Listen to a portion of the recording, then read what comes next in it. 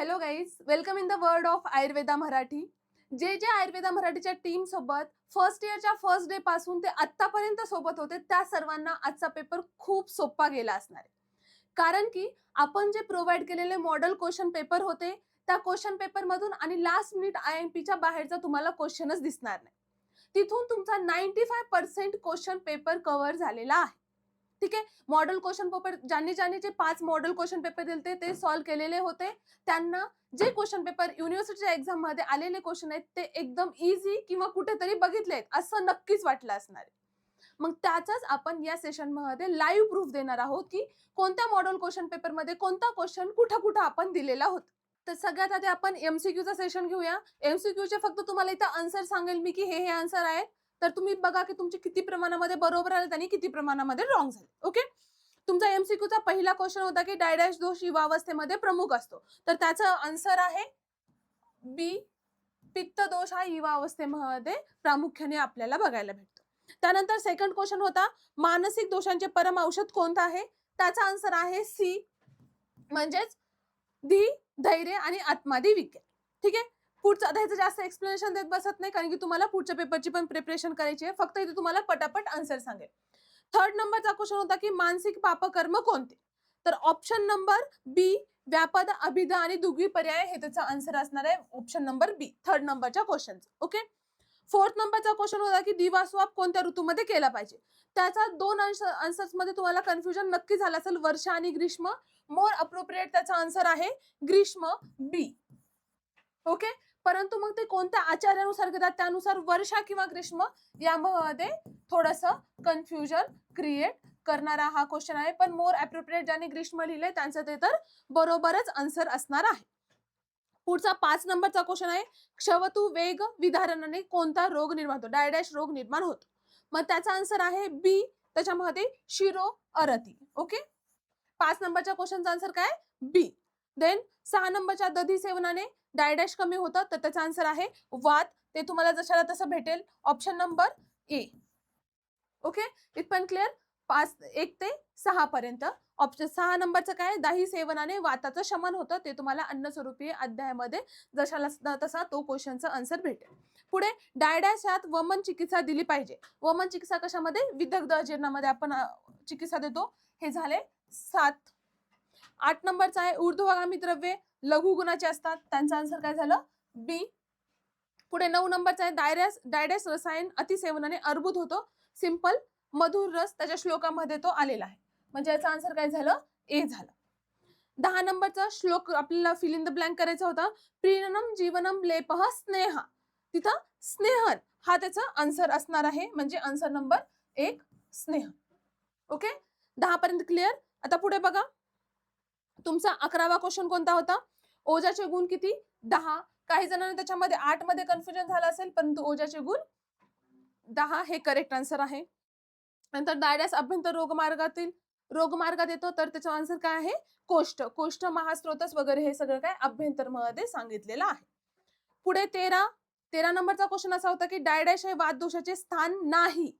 ज्यांनी वातदोषाचे स्थान आहे असा वाचला त्यांचं तिथं चुकलं असणार आहे. तिथे काय विचारले वातदोषाचे स्थान नाही तर रक्त हे वातदोषाचं स्थान नाही. Option number C. ओके. पुढचा क्वेश्चन आहे भ्राजक पित्ताचे स्थान कोणते. भ्राजक पित्ताचे स्थान सिंपली त्वचा हे भ्राजक पित्त स्थान आहे. खूप सोपे एमसीक्यू तुम्हाला विचारले होते. पुढे खालीलपैकी कोणते विषदाता व्यक्तीचे लक्षण नाही.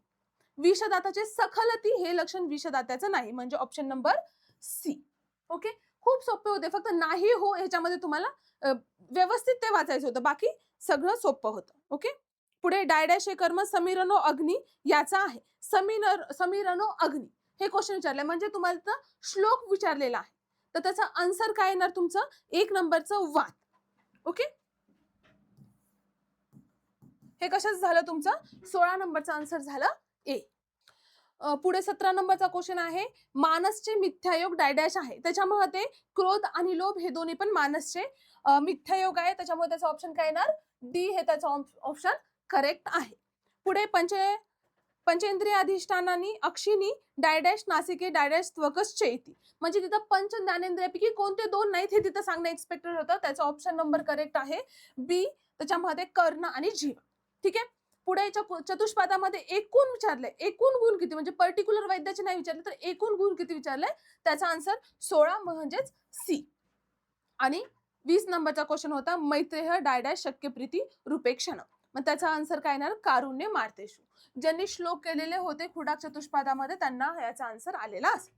ठीक आहे, हे झाले तुमच्या आजच्या क्वेश्चन्सचे एमसीक्यूचे आन्सर्स. आता इथून पुढे आपण बघणार आहोत एलएक्यू आणि एसएक्यू कशा प्रकारे आपल्या मॉडर्न क्वेश्चन पेपर मधलेच आले होते. ओके, ठीक आहे. आता तुमचा पहिला क्वेश्चन बघा, एलएक्यू पासून आपण सुरुवात करूया. फर्स्ट एलएक्यू तुमचा काय होता, आदान काळ विसर्ग काळातील डिफरन्स लिहून तुम्हाला विसर्ग काळातील ऋतूची ऋतुचर्या लिहायची होती. मी तुम्हाला सिम्पली एवढं सांगितलं होतं की एक्झामला जाण्याच्या आधी ऋतू आणि वेग हे 2 टॉपिक करायचेत, लास्टला रिव्हिजन करायचेच आहे त्या 2 टॉपिक्स, आणि ते दोन्ही टॉपिक तुम्हाला एक्झाम मध्ये पडलेत. फर्स्ट ऋतू पण पडलाय आणि वेग पण पडलेला आहे. ठीक आहे, आपण मॉडर्न क्वेश्चन पेपरच्या 5th नंबरच्या क्वेश्चन पेपर मध्ये तुम्हाला आदान काळ विसर्ग काळातील फरक लिहून शरद ऋतू दिला होता, तसंच वर्षा ऋतूही दिलेला होता. दुसरा क्वेश्चन पेपर जेव्हा तुम्ही बघाल तिथं फक्त त्याच्या जोडीला ऋतुसंधी हा टॉपिक होता, पण आदान काळ विसर्ग काळातील डिफरन्स लिहून एक ऋतू येणार हे फिक्स पॉइंट होता.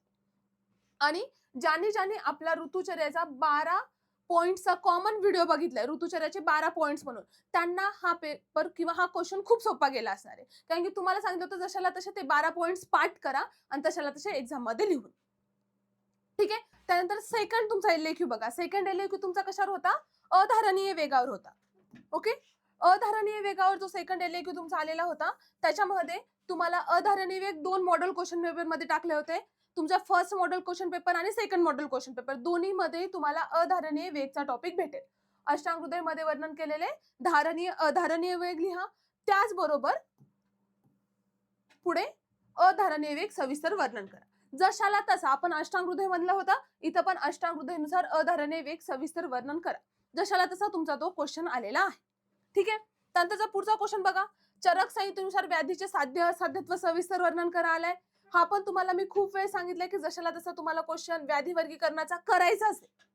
ठीक आहे, मग तुम्हाला तो सेकंड मॉडेल क्वेश्चन पेपर, ज्यांच्याकडे पेपर आहे ते उघडून बघितलं तरी चालेल. तुम्हाला सेकंड मॉडेल क्वेश्चन पेपर आणि 5th मॉडेल क्वेश्चन दोन्ही मध्ये तुम्हाला व्याधीचं वर्गीकरण, व्याधी वर्गीकरण सविस्तर लिहून रोग परीक्षा वर्णन करा, अशा दोन्ही मॉडेल क्वेश्चन पेपर मध्ये तुम्हाला क्वेश्चन्स भेटतील.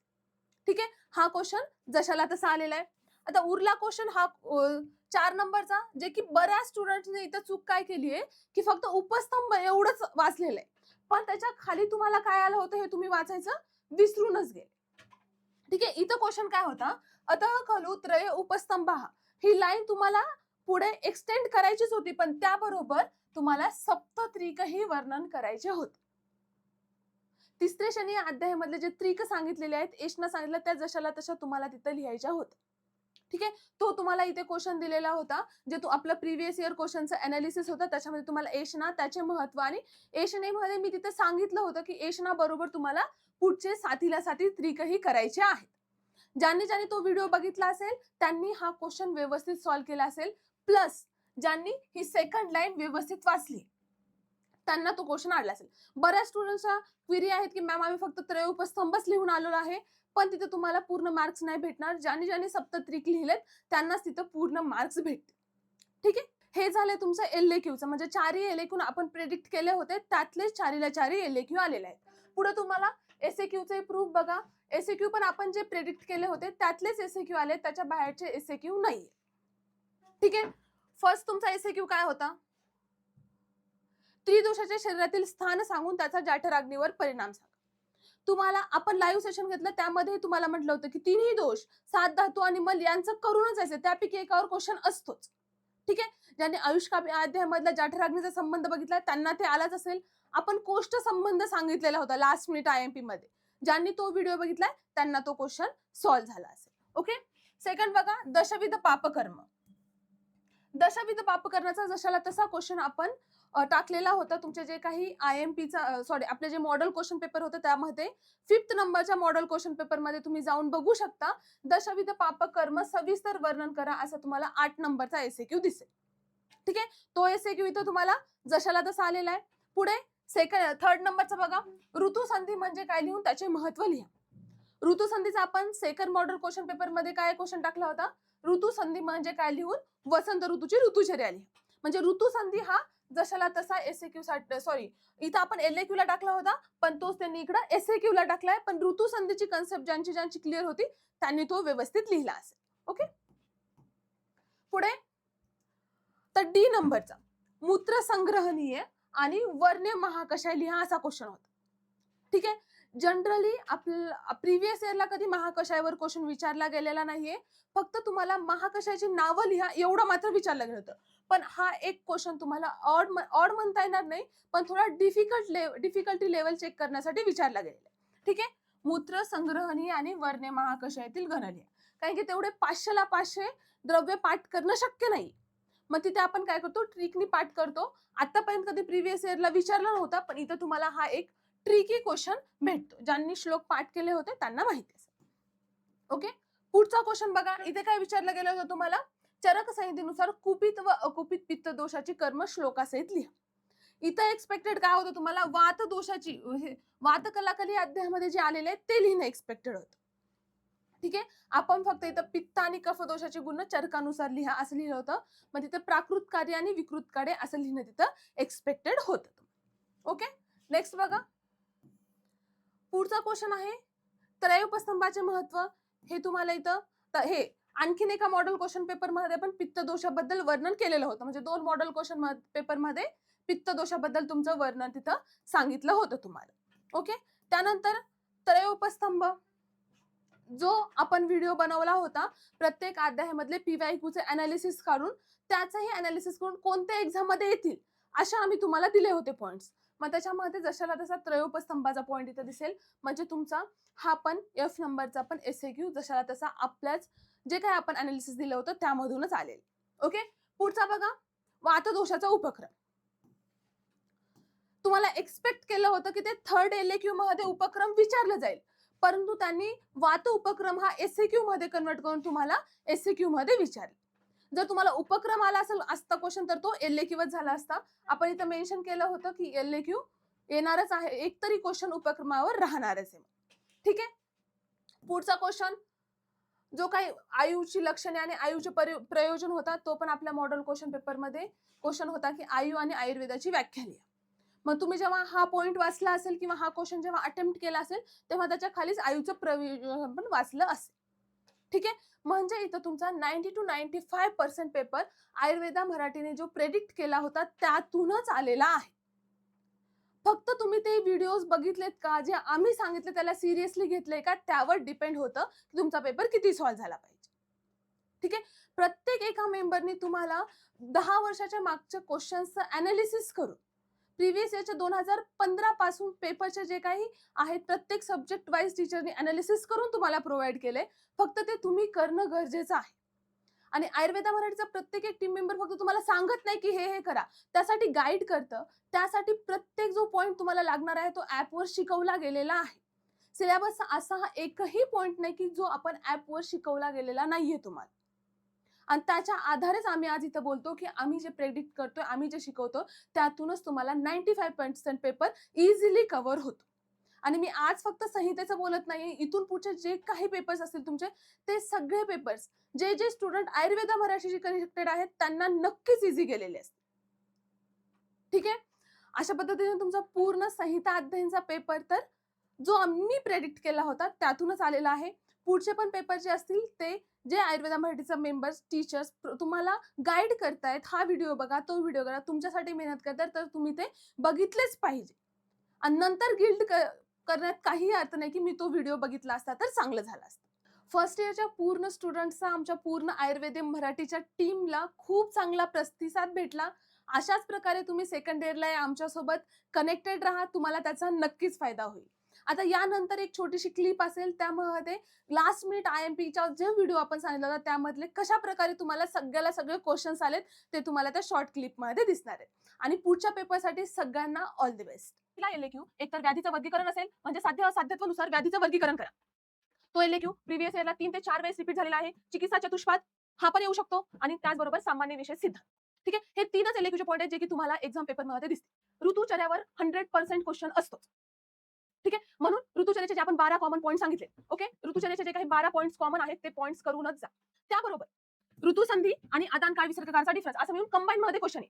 ओके, म्हणजे ऋतुसंधी वर्णन करून वसंत ऋतूची ऋतुचर्या लिहा असा कंबाईन क्वेश्चन आहे. ठीक आहे, म्हणून ऋतुसंधी डिफरन्स आदानकाळ विसर्गकाळ जो की युट्यूबवर तुम्हाला माझा व्हिडिओ भेटेल त्याच्यामध्ये 5 ते 6 पॉईंट्स आहेत. ते पॉईंट जशाला तसे पाठ करायचे आहे. ओके, तर मोस्ट चान्सेस आहेत अधारणीय वेगाचे. डायरेक्ट श्लोक देतील, एकतर चरकनुसार किंवा वाग्भटनुसार अधारणीय वेग वर्णन करा. त्याचं पण आपल्या युट्यूबवर लेक्चर आहे, तुम्ही तिथं 2x स्पीड मध्ये बघू शकता. आणि हेच येण्याचे तुम्हाला 95 to 99% चान्सेस आहेत की तुम्हाला अधारणीय वेगच येईल. व्यायाम दशविध पापकर्म आणि स्नान हे थोडं डीप मध्ये करा, म्हणजे तुम्हाला एसएक्यू ला लिहिता येईल. कालसर्गाचा डिफरन्स आणि शोधक ऋतुसंधी हे तुम्हाला ऋतुचर्याचे पॉईंट्स कॉमन आहेत जे की एसएक्यू ला विचारले जातात. ओके, पण वातदोषाला कधी स्किप नाही करायचं. आयुची व्याख्या आणि आयुर्वेदाची व्याख्या लिहून आयुर्वेदाचे प्रकार लिहा. आयुचे प्रकार लिहा असं तुम्हाला थोडासा गुगली क्वेश्चन तिथं विचारू शकतो.